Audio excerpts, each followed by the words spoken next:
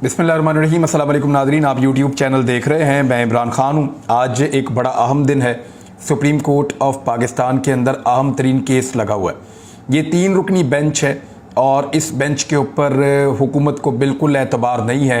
हुकूमत इस बेंच के ऊपर अटैक कर रही है। चीफ जस्टिस ऑफ पाकिस्तान के ऊपर बराह रास्त हमले किए जा रहे हैं। यही वो मुअज़्ज़िज़ जज साहिबान हैं जिन्होंने 1 साल पहले एक सो मोटो नोटिस लिया और उसके नतीजे में शहबाज शरीफ वज़ीर आज़म पाकिस्तान बन गए। उस वक्त ये तीनों जजेस मौजूदा हुक्मरानों के लिए बहुत अच्छे थे, लेकिन अब इन 3 जजेस के ऊपर वो कंटिन्यूसली लगातार जो है वो मट्टी उछाल रहे हैं, लगातार उनके ऊपर तनकीद कर रहे हैं, लगातार उनकी तौहीन कर रहे हैं। ये किया जा रहा है, बल्कि उनको धमकाया भी जा रहा है। रेफरेंस भेजने की धमकियां भी वफाकी वज़ीर दे रहे हैं। लेकिन आज की समाअत बहुत इंपॉर्टेंट है। इस हवाले से इस्लामाबाद पुलिस ने भी अहकाम जारी किए हैं। और इस्लामाबाद पुलिस, आपको आइडिया है कि एक पॉलिटिकल पार्टियों की पुलिस के तौर पे काम कर रही है। जितने कंटेनर्स हमने इन 11 महीनों में 12 महीनों में इस्लामाबाद में लगे देखे, इससे पहले हमने कभी नहीं देखे। इस्लामाबाद पुलिस जब इमरान खान साहब वज़ीर आज़म पाकिस्तान थे, उस वक्त से किसी और के अंडर काम करना शुरू हो गई थी। इमरान खान साहब ने इसका शिकवा भी किया है कि जिस वक्त प्रिजन वैन मेरे घर के बाहर पहुंच गई और इंतज़ामिया हमसे ऑर्डर्स नहीं ले रही थी, और जिस वक्त रात के वक्त अदालतें खुल गई, तो फिर मुझे आइडिया होना शुरू हुआ कि जनरल बाजवा उस तरफ से खड़े हुए हैं और रजीम चेंज ऑपरेशन के अंदर वो शामिल है। बहरहाल इस्लामाबाद पुलिस का रूल आप सबके सामने है, और पुलिस वाले जो हमें फ़र्दन मिलते हैं इस्लामाबाद में, वो इससे खासे परेशान हैं। वो नौकरी करने के लिए मजबूर हैं, वो भी गरीब लोग होते हैं, और वो नौकरी के हाथों मजबूर, रोज़ाना डंडे उठाकर, रोज़ाना वो सामान पहन कर और आंसू गैस लेकर पॉलिटिकल वर्कर्स के सामने आकर खड़े हो जाते हैं। लेकिन वो मजबूर होते हैं, और फ़र्दन आप उनसे मिलें तो वो कहते हैं कि ये उन्हें बिल्कुल अच्छा नहीं लग रहा जो उनसे करवाया जा रहा है। हाँ, चंद पुलिस वाले और अफसरान ऐसे हैं जो ज़ाती तौर पर ये काम करना चाहते हैं अपने सीनियर ऑफिसर्स की शाबाश लेने के लिए, अपनी तरक्की के लिए और अपने ज़ाती फ़ायदों के लिए। लेकिन उनका इंशाल्लाह मुहासबा ज़रूर होगा। ये तमाम लोग कानून और आइन के मुताबिक कानून की गिरफ्त में आएंगे और पकड़े जाएंगे। इंशाल्लाह एक वक्त आएगा। इस्लामाबाद पुलिस ये कह रही है कि सुप्रीम कोर्ट ऑफ पाकिस्तान में वही अफराद दाखिल हो सकेंगे जिनके मुकदमात सिरे समात होंगे या जिनको सुप्रीम कोर्ट इंतज़ामिया की तरफ से इजाज़तनामा जारी किया गया होगा। कानून का एहतराम सब पर लाजिम है और इसका नफाज बराबरी की सतह पर किया जाएगा। रेड जोन में तैनात पुलिस और दीगर कानून नाफिज करने वाले इदारों के साथ ताउन किया जाए। शहरी किसी भी मशकूक सरगर्मी के मुतालिक फौरी तौर पर 15 पे इतला दें। ये पुलिस ने एक तरह का, आप समझ लें कि पहले से सर्कुलेशन जारी कर दिया या ट्वीट कर दिया है, और इससे पता चल रहा है कि वो रेड जोन को सील करने जा रहे हैं। दूसरी जानिब बहुत सारे वकला की जानिब से ये ट्वीट किया गया है, सहाफ़ियों की जानिब से भी बताया गया है कि वकला कल अपना पहला एहतजाज रिकॉर्ड करवा सकते हैं। सुबह 11:30 बजे जब सुप्रीम कोर्ट ऑफ पाकिस्तान बैठेगी तो उसके बाद वकला की जानिब से इजहार यकजहती भी किया जाएगा। और अगर हुकूमत ये गलती करती है कि जजेस के खिलाफ सिर्फ इसलिए रेफरेंसेस भिजवाए जाएं ताकि इलेक्शन को डिले किया जा सके या इंतखाबात से बचा जा सके, तो फिर भी ये इंतखाबात से तो नहीं बचेंगे, लेकिन ये अपने गले में एक बहुत बड़ी मुसीबत डाल लेंगे। वकला और अवाम की एक नई तहरीक शुरू हो जाएगी और उस तहरीक के नतीजे में इस हुकूमत की मकबूलियत मज़ीद नीचे गिर जाएगी और ये इलेक्शन में जाने के मज़ीद काबिल नहीं रहेंगे। अब आ जाए इस बात पे कि आज के दिन होगा क्या, ऑप्शंस क्या है। देखिए, पीडीएम ने पूरा जोर लगाया है, एक तहरीक चलाई है इन दिनों में कि चीफ जस्टिस ऑफ पाकिस्तान इस्तीफ़ा दे दें। इस्तीफ़ा तो वो नहीं देने वाले। मेरी इंफॉर्मेशन के मुताबिक ये डिफ़िकल्ट लगता है, मुश्किल लगता है कि चीफ जस्टिस ऑफ पाकिस्तान इस्तीफ़ा दें, क्योंकि उन्होंने एक और मुअज़्ज़िज़ जज साहब के इस्तीफ़े की जब बात की तो वो खुद थोड़ा सा रंजीदा हो गए थे। तो इसका मतलब है वो इस्तीफ़े को कोई अच्छी ऑप्शन नहीं समझते। दूसरा, ये इस्तदा सुप्रीम कोर्ट ऑफ पाकिस्तान ने मुस्तरद कर दी थी कि फुल कोर्ट या फुल बेंच बनाया जाए, तो हो सकता है कि दोबारा दबाव डाला जाए कि फुल बेंच बनाएं। अब उसमें भी ये कहा जा रहा है कि अगर फुल बेंच भी बनाना है तो फलां जज को बीच में ना रखें। तो मैं एक बात पहले भी कह चुका हूं, और फ़र्ज़ कर लेते हैं कि अगर चीफ जस्टिस ऑफ पाकिस्तान इस बेंच से अलग होने वाले 6 जजेस को बाहर रखते हैं।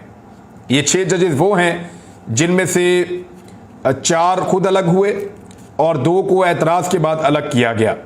अगर ये 6 जजेस बाहर चले जाते हैं इस बेंच से और बाकी जो 9 जजेस हैं उन पर मुश्तमिल सुप्रीम कोर्ट ऑफ पाकिस्तान का एक बेंच बना दिया जाता है सुप्रीम कोर्ट ऑफ पाकिस्तान के चीफ जस्टिस की जानिब से, तो याद रखिएगा कि पीडीएम और उनके सहूलतकारों की चीखें आपको आसमान तक जाती हुई सुनाई देंगी और ये कहेंगे कि हम किधर फंस गए हैं। क्योंकि जो मुअज़्ज़िज़ जज साहिबान सुनना ही नहीं चाहते केस को, तो फिर उनको बाहर रखा जाए।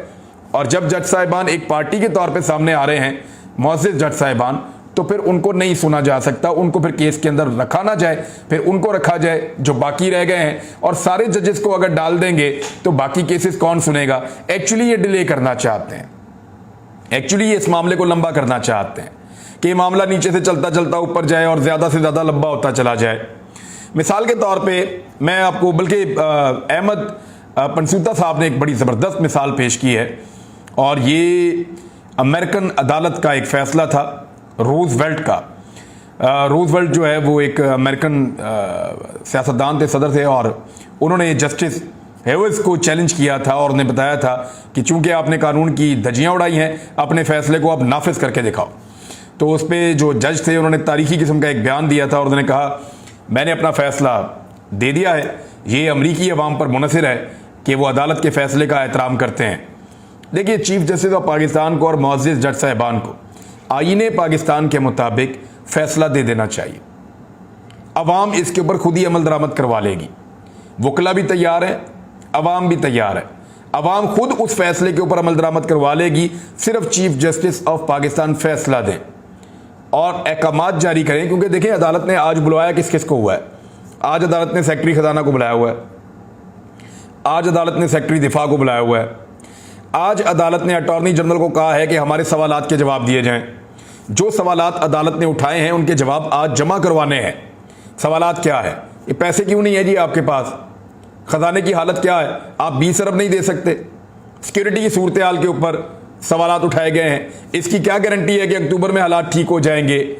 और क्या 90 रोज से ज़्यादा इलेक्शन आगे जा सकता है? आइन में इसकी कोई गुंजाइश है? बहुत सारे सवालात हैं और वो सवालात के जवाब जो हैं अटॉर्नी जनरल को देने हैं। और उसके बाद सुप्रीम कोर्ट ऑफ पाकिस्तान जो सेक्रेटरी खजाना है उनसे पूछेंगे कि क्या इतना बड़ा मुल्क, 22 करोड़ का मुल्क, आप सिर्फ 20 अरब रुपए फराहम नहीं कर सकते? ये सवाल उठाया जाएगा आज और उनको देने पड़ेंगे पैसे। सेक्रेटरी दिफा से पूछा जाएगा कि इतनी बड़ी फौज है आपके पास 6 लाख की, और आप उस फौज से एक सूबे का इलेक्शन नहीं करवा सकते। एक सूबे के इलेक्शन के लिए आप खैबर पख्तूनख्वा, सिंध और बलूचिस्तान से भी पुलिस और एफसी मंगवा सकते हैं, और पंजाब के अंदर तो खुद बहुत बड़ी तादाद में पुलिस वाले मौजूद हैं। जब पूरे मुल्क में इलेक्शन होते रहे बदतरीन हालात के दौरान, तो आज निस्बतन बेहतर हालात में एक सूबे के इलेक्शन आप क्यों नहीं करवा सकते? तो ये बड़े मुश्किल सवालात हैं और ये चीज़ें आज के दिन में डिस्कस होती हुई हमें दिखाई दे रही हैं। अगर ये मामला इसी बेंच में इसी तरह आगे बढ़ता है तो अब हुसैन हक्कानी मैदान में उतरे हैं। हुसैन हक्कानी साहब के बारे में आप एक बात अपने जहन में रखिएगा कि ये पाकिस्तान की एस्टेब्लिशमेंट के खिलाफ माने जाते हैं, लेकिन आज एक और चीज़ क्लियर हुई है कि एक्चुअली ये नवाज शरीफ और आसिफ अली जरदारी या रवायती सियासी जमातों के बहुत करीबी शख्सियत हैं। जरदारी साहब के तो वैसे ही बहुत करीब हैं, तो अब इमरान खान की मुखालफत में क्योंकि वो सारे इकट्ठे हो गए हैं, तो अब ये एस्टेब्लिशमेंट के हक में बयानात देते हुए आपको दिखाई दे रहे हैं। यानी इनके मफादात इकट्ठे हैं ना, जो एस्टेब्लिशमेंट चाह रही है वही आज हुसैन हक्कानी भी चाह रहे हैं। यानी हुसैन हक्कानी कह रहे हैं कि सुप्रीम कोर्ट ऑफ पाकिस्तान का अज खुद नोटिस का कानून इस उसूल की खिलाफ वर्जी करता है कि कोई केस पहले निचली सतहों पर सेशन कोर्ट या हाई कोर्ट में सुना जाए, निचली सतह पर पहले सुना जाए। एक बार सुप्रीम कोर्ट फैसला कर ले तो कोई दोबारा अपील नहीं हो सकती, इसलिए पहली सुनवाई अदालत उज़्मा में नहीं होनी चाहिए। देखिए मकसद क्या है, वो चाहते हैं कि निचली अदालत में हो, फिर अपील में जाएं, फिर एक और अपील में जाएं, फिर ऊपर वाली अदालत में आए, फिर अपील में जाएं, फिर अपील में जाएं, सुप्रीम कोर्ट में आए, फिर अपील में जाएं। यानी वो ये चाहते हैं कि इसको इतना ज़्यादा डिले करें कि अगले 6 से 8 महीने तक कम से कम अदालतों में अपीलें ही चलती रहें। अब ये तो आइन का मामला है। 2022 में जब सुप्रीम कोर्ट ऑफ पाकिस्तान ने नोटिस लिया था डिप्टी स्पीकर की रूलिंग पे, तो उस वक्त क्यों नहीं कहा गया कि आज खुद नोटिस अच्छी चीज नहीं है?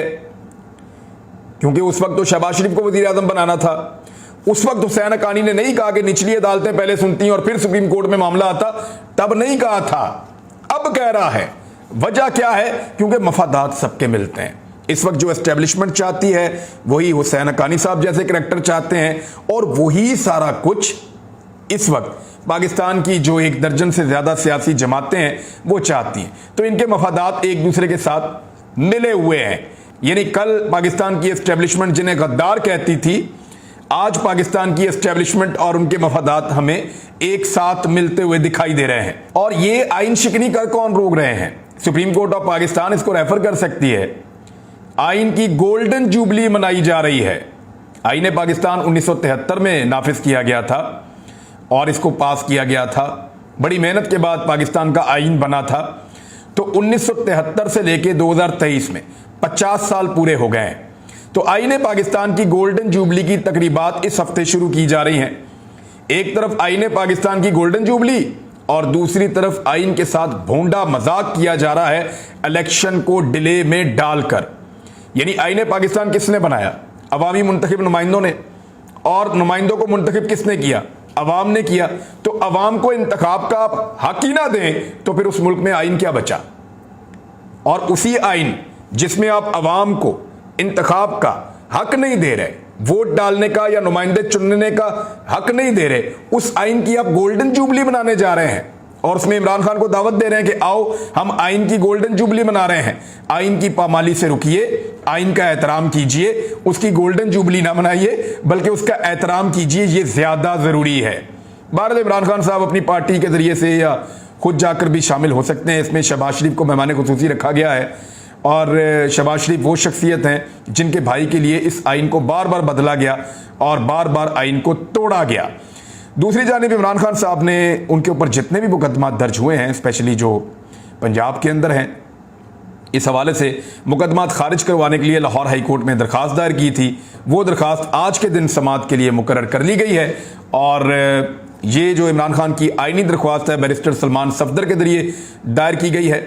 इसमें मौक़िफ़ ये इख्तियार किया गया है कि हुकूमत की जानिब से इंतकामी कार्रवाइयों का निशाना बनाया जा रहा है। सियासी बुनियादों पर एक ही नौइयत के मुकदमा दर्ज करके हरासा किया जा रहा है। अब तक 100 से ज़ायद केसेस दर्ज करके इख्तियारात का गैर कानूनी इस्तेमाल किया जा रहा है। 121 झूठे मुकदमा दर्ज किए गए हैं। ये आइन के आर्टिकल 4, 9, 15, 16 की खिलाफ वर्जी है। और ये कहा गया कि लाहौर हाई कोर्ट तमाम मुकदमात को खारिज करने का हुक्म दे। इमरान खान के खिलाफ दर्ज तमाम मुकदमात का तफसीली रिकॉर्ड तलब किया जाए और केस के हतमी फैसले तक दर्ज मुकदमात में कार्रवाई से रोका जाए। वैसे ये एक अच्छी ऑप्शन है। मैं भी अपने केस को ऐसे ही हाई कोर्ट में लेकर गया था। जब आपके ऊपर दर्जनों मुकदमे हो जाते हैं तो फिर आपके पास ऑप्शन क्या होती है? या तो आप हर अदालत में भागते रहें, कभी उधर कभी उधर कभी उधर कभी उधर, आपका शटलकॉक बन जाता है। आप इतना अदालतों में भागते हैं कि आपकी सारी तवानाई ज़ाया हो जाती है। ऐसे में आपके पास ऑप्शन ये होता है कि आप बड़ी कोर्ट में जाएं और वहां जाकर कहें कि हमारे सारे मुकदमात इकट्ठे करें, ये एक ही नौइयत के मुकदमे और हमें सजा दी जा रही है सिर्फ एक मुखालफत की बिना के ऊपर, लिहाजा इन मुकदमात को इकट्ठा करके सुना जाए और देखा जाए कि हमारे साथ ज्यादती हो रही है। इमरान खान साहब ने इस फार्मूला के साथ बड़े शानदार वकील की खिदमत हासिल की हैं, तो उम्मीद है कि यहाँ पे लाहौर हाई कोर्ट इस मामले में एक हुक्म जारी करेगी और इमरान खान साहब की सारी जो FIRs हैं, स्पेशली जो पंजाब के अंदर हैं, उनको तो कम से कम इकट्ठा किया जाएगा। नवाज शरीफ साहब सऊदी अरब जा रहे हैं जी। दावा यह किया गया है कि सऊदी अरब के शाही खानदान ने बुलवाया। ये तो कंफर्मेशन मुझे आ गई है सऊदी अरब से कि नवाज शरीफ साहब 10 दिन वहाँ पे गुजारेंगे। वो पहले भी गुजारते रहे हैं और इस मरतबा क्योंकि पाकिस्तान में उनकी हुकूमत है तो सऊदी शाही खानदान मुख्तलिफ हुकूमतों को ये दावतनामे देते हैं। पाकिस्तान भी उनमें से एक है। लेकिन क्या सऊदी शाही खानदान के किसी बड़े फ़र्द ने या किसी ने उनको दावत दी है? क्या उनकी कोई मुलाकातें हैं? इस बारे में मेरे पास कोई इतला नहीं है, लेकिन इन्फॉर्मेशन आएगी तो मैं आपके साथ शेयर करूंगा। वैसे भी गवर्नमेंट ने कोई इस तरह का लेटर या कोई ऐसी चीज़ जारी नहीं की। बहरहाल नवाज शरीफ साहब जाएंगे सऊदी अरब, लेकिन बात यह है कि बहुत सारे और वज़रा भी सऊदी अरब जा रहे हैं और वज़ीर आज़म ने, मरीम नवाज ने, इन सब ने भी जाना है।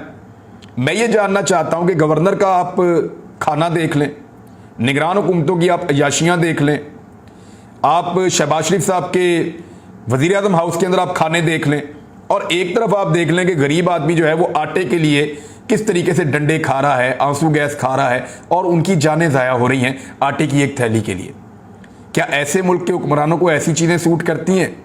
आपने उम्रे पर जाना है तो ये VVIP उम्रे और ये सारी चीज़ें आप जाइए, जाके इबादत कीजिए और वापस आ जाइए। लेकिन जिस तरह आप पैसा लुटाते हैं, आप अवामी मुंतखब नुमाइंदे तो नहीं लगते। इससे तो गरीब आदमी के अंदर गुस्सा पैदा होता है, इससे तो गरीब आदमी के अंदर जो है वो एक रिएक्शन पैदा होता है कि जनाब हम गरीब लोग हैं, हम भूख से मर रहे हैं, इनकी ये याशियाँ ख़त्म नहीं हो रही और ये सरकारी उम्रें कर रहे हैं। अब ये उम्र सरकारी ना भी हो तो सरकारी प्रोटोकॉल तो सारा होता ही है ना, इसके साथ सरकारी प्रोटोकॉल तो इनको मिलता ही है। लिहाजा ये वक्त अपने गरीबों का हाथ थामने का है, ये वक्त अपने गरीबों का ख्याल रखने का है। आपको पाकिस्तान में रुककर पाकिस्तानियों का ख्याल रखना चाहिए। वो नवाज शरीफ सऊदी अरब तक ट्रेवल कर सकते हैं लंदन से, लेकिन पाकिस्तान नहीं आ सकते। यानी वहां जा रहे हैं सऊदी अरब, पाकिस्तान नहीं आ रहे। पाकिस्तान की अदालतें कई सालों से बुला रही हैं, यहां से इश्तिहारी हैं और मफरूर हैं और यहां आने का नाम नहीं ले रहे। आज उनके भाई की हुकूमत है, फिर भी पाकिस्तान में नहीं आ रहे।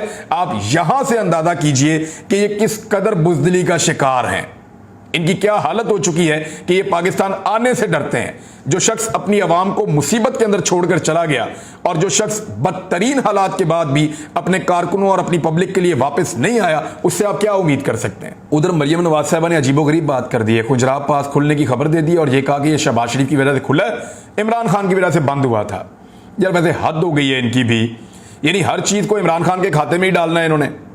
यानी कोई चीज तो ऐसी हो जो कोरोना की वजह से खुजराब पास को बंद किया गया था, बकौल फवाद चौधरी के 8 महीने पहले का खुला हुआ है।